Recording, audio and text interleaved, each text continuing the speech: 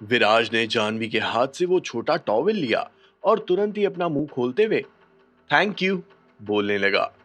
उसके मुंह से पूरी तरह से थैंक यू बाहर नहीं आया था, लेकिन हाँ, एक अच्छी खासी छींक उसके मुंह से जरूर बाहर आ गई थी।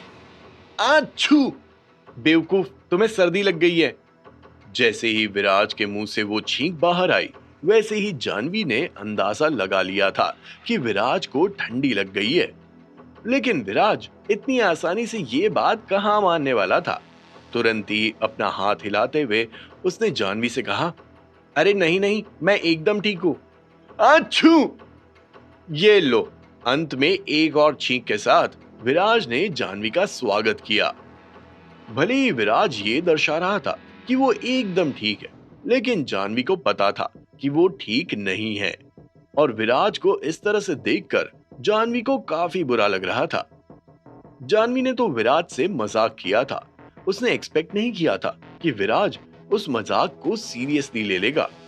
अब चूंकि बारिश की वजह से विराज का पूरा शरीर भीग गया था, इसीलिए विराज भाई साहब ठंड के मारे कांप रहे थे। जब जानवी ने विराज को कांपते हुए देखा, तो तुरंत ही जानवी ने उसे हक कर लिया था। जानवी, चूंकि विराज भीग गया था, इसीलिए वो टॉवेल की मदद से अपने शरीर को थोड़ा सुखाने की कोशिश कर रहा था। उसका ध्यान जानवी की तरफ बिल्कुल भी नहीं था। जब अचानक से विराज को अपने ठंडे शरीर पर सॉफ्टनेस और गर्माहट महसूस हुई, तो विराज का दिल जोरों से धड़क उठा था। जैसे ही विराज पीछे मुड़ा, अपने चेहरे के सामने जानवी का खूबसूरत चेहरा देखकर एक पल के लिए विराज स्टंट रह गया था। और इसी के साथ विराज ने भी जानवी को अपनी बाहों में दबोच लिया था। अब इसके आगे क्या हुआ होगा, ये मैं आपके लिए सस्पेंस छोड़ रहा हूं। Beep beep! अचानक से विराज के कान में एक आवाज आई। जैसे ही विराज ने अपनी नींद भरी आंखों को खोला, तो पाया कि जानवी का शरीर अभी भी उसके शरीर से चिपका हुआ था। जानवी किसी आलसी बिल्ली की तरह अपने पूरे शरीर को फैलाते हुए सो रही थी। जब विराज खिड़की से बाहर झांकने के लिए थोड़ा सा उठा, तो उसे एहसास हुआ कि वो और जानवी एक दूसरे की बाहों में ही सो गए थे। खिड़की से बाहर झांकने के बाद विराज ने देखा कि सवेरा हो गया था। सूरज की पहली किरण कार के शीशे को चीरते हुए जानवी के चेहरे पर जा रही थी, और इससे जानवी का खूबसूरत चेहरा और भी ज्यादा खूबसूरत दिखाई दे रहा था। उस खूबसूरत चेहरे को देखने के बाद विराज को यह भी एहसास हुआ कि उसने और जानवी ने पूरी रात कार में ही बिता दी है। कल रात को उसके और जानवी के बीच जो कुछ भी हुआ, उसे सोचकर विराज को एक अनोखा प्लेजर मिल रहा था। ये पहली बार था जब विराज जानवी के इतने करीब गया था।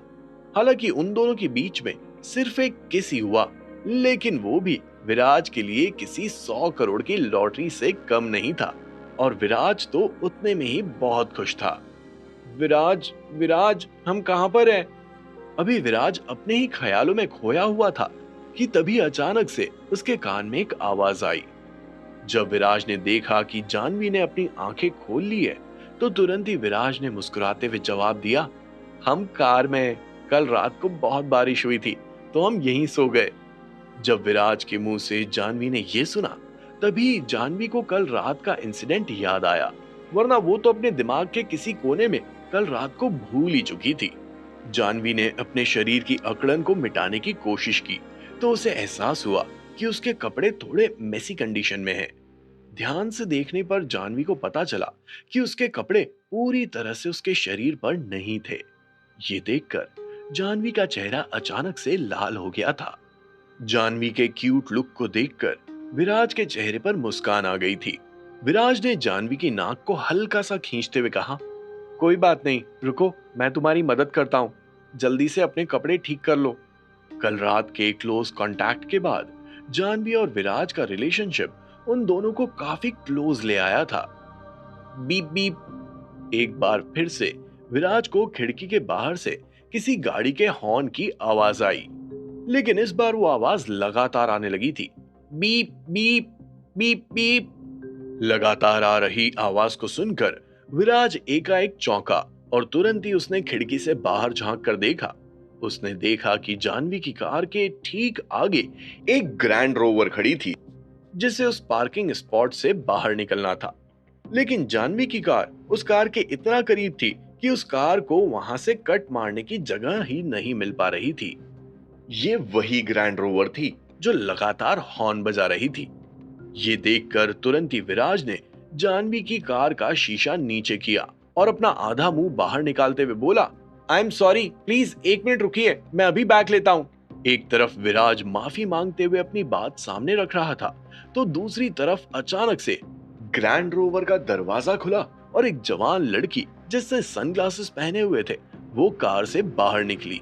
उस लड़की के पीछे पीछे एक मिडिल एज्ड आदमी भी बाहर निकला, जिसका पेट बाहर निकला हुआ था। तुम लोग कर क्या रहे हो? हमारे रास्ते से हटने का नाम ही नहीं ले रहे हो। तुम्हें दिख नहीं रहा है कि तुमने हमारा रास्ता रोक रखा है?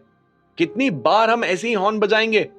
क्या हम तुम्हारे नौकर हैं जो तुम्हारी कार के हटने का इंतजार करें? जिस शख्स के मुंह से ये शब्द बाहर आए, वो जवान लड़की थी जिसने सनग्लासेस लगा रखे थे।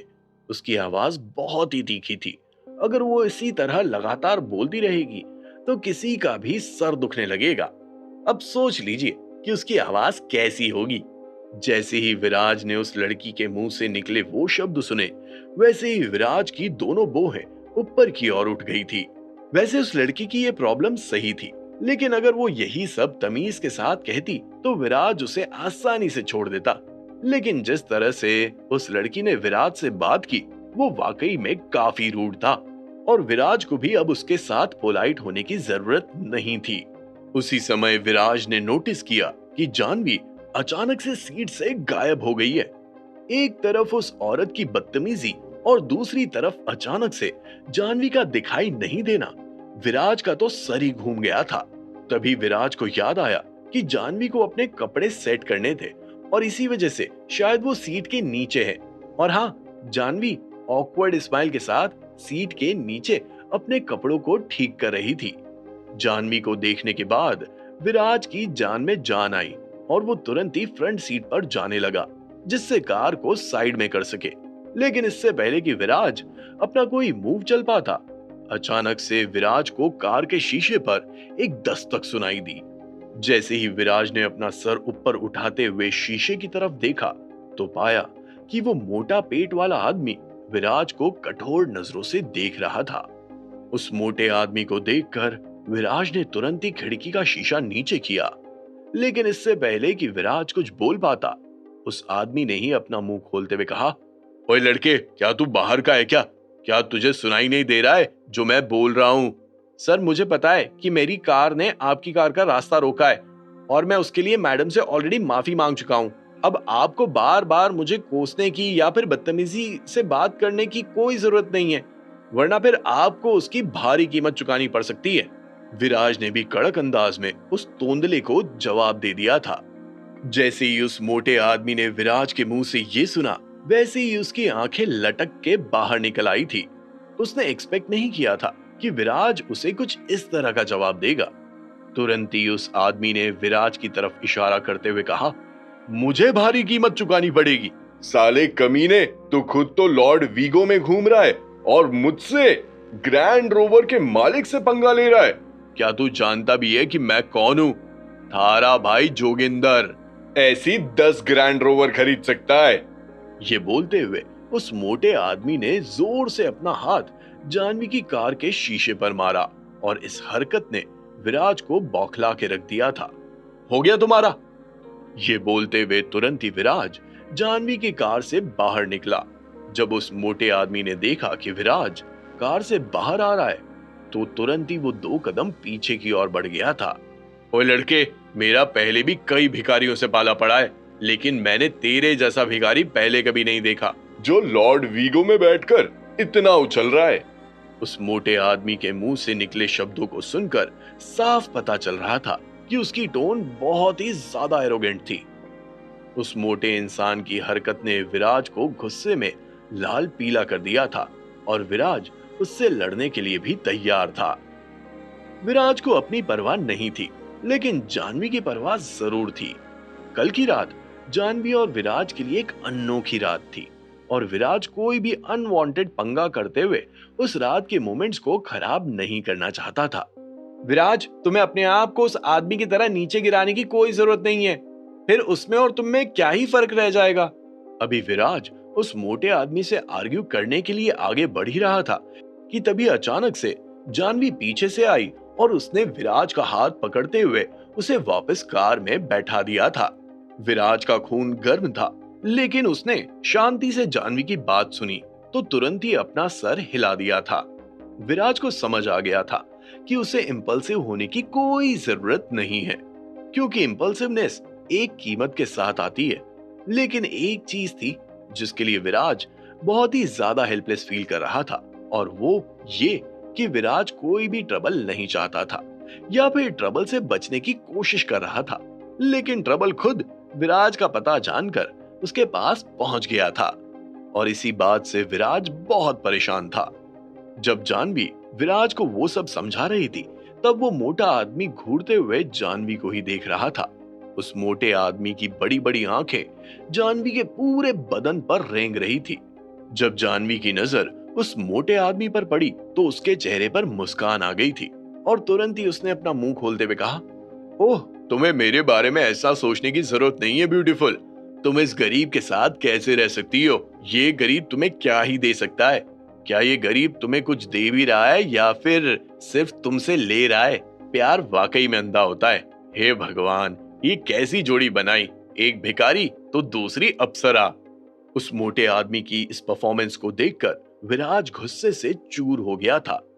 उसके हाथ ने अपने आप मुट्ठी का रूप ले लिया था और विराज किसी भी वक्त उस मोटू पर एक्सप्लोड हो सकता था।